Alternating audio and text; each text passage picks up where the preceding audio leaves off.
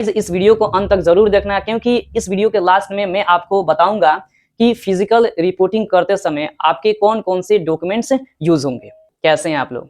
Guys, हम लोगों का फर्स्ट राउंड समाप्त हो गया है और हमें पता है कि हमारे बहुत सारे ऐसे भाई लोगों को फर्स्ट राउंड में ही अच्छे अच्छे कॉलेजेस में सीट मिल गए हैं, और कुछ हमारे भाई लोगों को ऐसा भी हुआ होगा कि हो सकता है कि जो वो चाहते थे फर्स्ट राउंड में उनके रैंक के हिसाब से नहीं भी मिला होगा, तो वे हो सकता है कि सेकेंड राउंड में फ्लॉट करके गए होंगे। दूसरी बात यह है कि गाइस, आज सेकेंड राउंड का सीट अलॉटमेंट आने वाला था और शाम तक आप वेट करिए, शाम तक आपको सीट अलॉटमेंट मिल जाएगा। एक चीज यहाँ पे हमें कुछ समझने वाली बात है कि आपके साथ, मतलब ये 2-4 घंटे के जो आपका गैप है ना, इसमें आपके साथ क्या हो सकता है। क्या जो आप चाहत रखें कि सेकेंड राउंड में हमें वो सीट मिल सकती है या नहीं मिल सकती है, ये थोड़ी सी विवरण में हम जानने की कोशिश करेंगे। एक चीज जानते हैं, सबसे पहला चीज कि जो इंजीनियरिंग में एप्लीकेशन की गई थी उसकी संख्या लगभग 33,000 थी, 33,000 के करीब में एप्लीकेशन की गई थी। और आप देखे होंगे कि चॉइस फिलिंग जो किया गया वो मात्र 24,000 बच्चों ने किया, मतलब कि इसमें से बहुत सारे बच्चे चॉइस फिलिंग नहीं किए। कारण क्या है भाई? तो बहुत सारे हमारे भाई ऐसे हैं जो कि इस काउंसलिंग को छोड़ के कोई दूसरे काउंसलिंग में पार्टिसिपेट कर लिए, जैसे एचबीटीयू, जैसे एमएमयूटी, जैसे एचएसटीएस, एमडीटीटी। तो ऐसे बहुत सारे काउंसलिंग में उन्होंने पार्टिसिपेट करके या डायरेक्ट एडमिशन कहीं जाके ले लिया ताकि उनका सेशन बचे, क्योंकि उनको डर था कि क्या पता एकेटीयू में सेशन होगा कि नहीं होगा। इसलिए आपको जो 33,000 जो रजिस्ट्रेशन हुआ था उसमें से चॉइस फिलिंग आपको 24,000 ही बचे किए। दूसरी बात है कि जब फर्स्ट राउंड हो गया क्लियर, तो उसमें जो टोटल एसएफ हुआ, मतलब कि सीट एक्सेप्टेंस फी, उसमें मात्र 20,000 बच्चों ने करी। सीट एक्सेप्टेंस फी जो दी है वो कितनों ने दी है? 20,000, यानी 24,000 चॉइस फिलिंग हुआ है और 20,000 बच्चों ने क्या किया है? सीट एक्सेप्टेंस फी दे दिया। मतलब कि एडमिशन लेने की प्रक्रिया, एडमिशन लेंगे कितने बच्चे? 20,000। अब ये चीज यहाँ पे ध्यान में रखिएगा। और आपके पास बीटेक में सीट्स कितनी है जी पूरे यूपी में? 81,000। हो सकता है कि ये 20,000 में स्पॉट राउंड में कुछ बच्चे बढ़े, स्पॉट राउंड में कुछ बच्चे बढ़े, क्योंकि अब तो सेवा समाप्त है, क्योंकि एक ही बार रजिस्ट्रेशन का मौका मिला था, अब सीधे आपको मौका मिलेगा स्पॉट राउंड में, तो हो सकता है कि कुछ बच्चे इसमें बढ़े।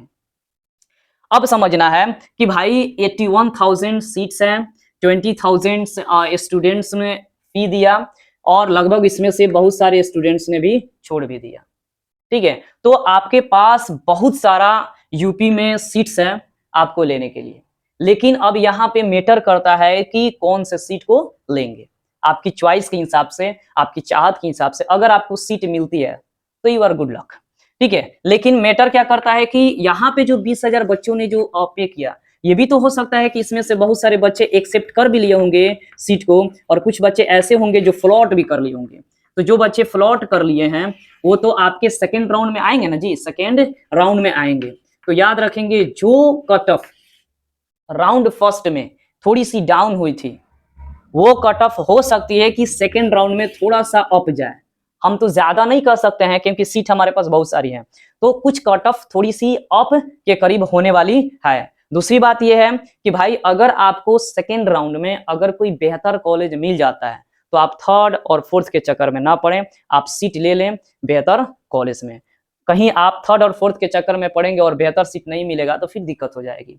इसलिए आप सीट ले लें और सीट एक्सेप्टेंस फी दे दे, तब जाके आप थर्ड और फोर्थ में आप जाके फ्लोटिंग करके आप देख सकते हैं कि क्या आपको मतलब मिल रहा है कि नहीं मिल रहा है। तो चलिए आइए जानते हैं कौन कौन से डॉक्यूमेंट्स लगते हैं। याद रखेंगे, इसमें से अगर कोई भी एक भी डॉक्यूमेंट्स नहीं रहा तो आपके एडमिशन कैंसिल होने के चांस हैं। तो एकदम ध्यान से उस डॉक्यूमेंट्स को सही तरीके से, प्रॉपर तरीके से आपको रखनी है। सबसे पहले आपको ये मिला होगा 10th और 12th के मार्कशीट, ये आपके पास तो आराम से होगा। दूसरी बात है टीसी, दूसरा जो है वो क्या है? TC and migration.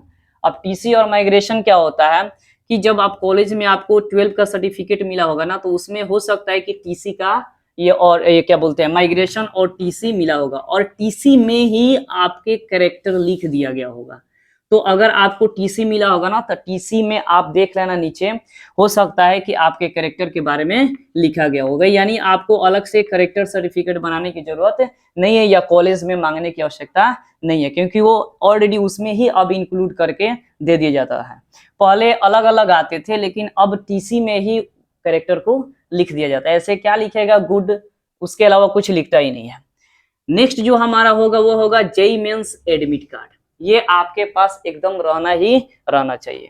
फोर्थ जो है वो है जेईई मेंस स्कोर कार्ड। यहाँ पे एडमिट कार्ड और यहाँ पे क्या है, स्कोर कार्ड, यानी आपने जेईई मेंस में कितने स्कोर पाया, वो भी आपके पास जो कार्ड होगा वो आप लेके जाइएगा।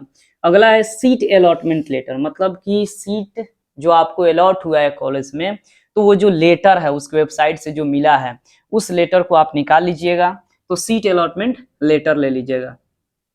6 है आधार कार्ड, आपका आधार कार्ड होना चाहिए। 7th है कैटेगरी और सब कैटेगरी सर्टिफिकेट, यानी कास्ट सर्टिफिकेट, और कास्ट में अगर आप कैटेगरी के सर्टिफिकेट है होता भी है तो एक सब कैटेगरी होता है। सब कैटेगरी मतलब कि जैसे अगर आपके घर वाले में, मतलब आपके माता पिता कोई डिफेंस एकेडमी में हो, या अगर आप डिसेबल वगैरह हो, तो सब कैटेगरी सर्टिफिकेट आप रख सकते हैं। तो कैटेगरी नहीं भी है तो कोई दिक्कत नहीं है, कैटेगरी आपको रखना ही पड़ेगा। उसके बाद से अगर हो सकता है कि आपने गैप किया हो, आप तैयारी किए और आपने गैप किया, तो गैप अफिडेविट आप बनवा लीजिएगा, कोर्ट में जाइएगा, वहां पे कोई भी एडवोकेट आपको बना के दे देगा। अगला है मेडिकल सर्टिफिकेट। अब मेडिकल सर्टिफिकेट कहाँ से बनवानी है ये समझिए कि यूपीटेक के जो आप उसका वेबसाइट है, उसके वेबसाइट में जो इंफॉर्मेशन ब्राउचर है उसमें आपके मेडिकल सर्टिफिकेट का फॉर्मेट दिया हुआ है, उस पे जाइए और उस फॉर्मेट को डाउनलोड कर लीजिए। और कोई भी गवर्नमेंट में आप चले जाइए या प्राइवेट में, जो सर्टिफाइड डॉक्टर है जिसके रजिस्ट्रेशन नंबर मिले हुए हैं, उन डॉक्टर से आपको क्या कर लेना है भाई, अटेस्टेड करवा देना है। बस खाली अटेस्टेड हो गया, समझिए कि आपका मेडिकल सर्टिफिकेट ओके है। तो आप जाके मेडिकल सर्टिफिकेट अटेस्टेड करवा लीजिए, ये आपको होना ही चाहिए। अगला है पासपोर्ट साइज फोटो, मतलब कि आपके पास कम से कम पासपोर्ट साइज 10 से 15 फोटो आप तो जरूर रख लीजिएगा, क्योंकि कब कहाँ फॉर्म भरना है और कहाँ चिपकाना है आप भी नहीं जानते हैं। जब कॉलेज में पहुंचिएगा तब आपको पता चलेगा कि यहाँ चिपकाना है। तो आपके पास 10 से 15 के करीब तो रहना चाहिए पासपोर्ट साइज। लेकिन एक और बात है यहाँ पे कि अगर आपका जेईई मेंस वाला अगर फोटो है, जेईई मेंस वाला जो एडमिट कार्ड में जो आपने फोटो लगाया है, अगर वो फोटो है तो बेहतर है, लेकिन नहीं भी है तो आप दूसरा ले सकते हैं। लेकिन जेईई मेंस वाला बेहतर कहा जाता है, क्योंकि वहां पे देखने में और उन लोग को मैच करने में दिक्कत नहीं होती है, इसीलिए जेईई मेंस वाला जो एडमिट कार्ड पे जो आपका फोटो है वो बेहतर साबित होता है। अगला है जो हम बात कर रहे हैं वो है, कह रहा है कि ऑल डॉक्यूमेंट्स, कम से कम जितने भी डॉक्यूमेंट्स है, मैंने ये जितने बताया है, ये जितने भी डॉक्यूमेंट्स है उसका 4 या 5 सेट आप जिरोक्स करा लेना।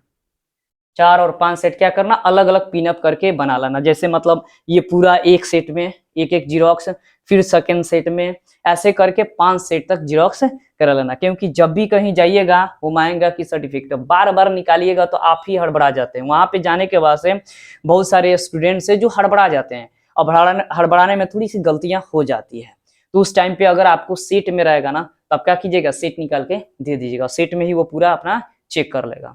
तो ऐसे सेट बना के अगर आप दीजिएगा तो आपको हड़बड़ाने की आवश्यकता नहीं पड़ती, और फिजिकल रिपोर्टिंग टाइम पे इतना आपके पास होना चाहिए।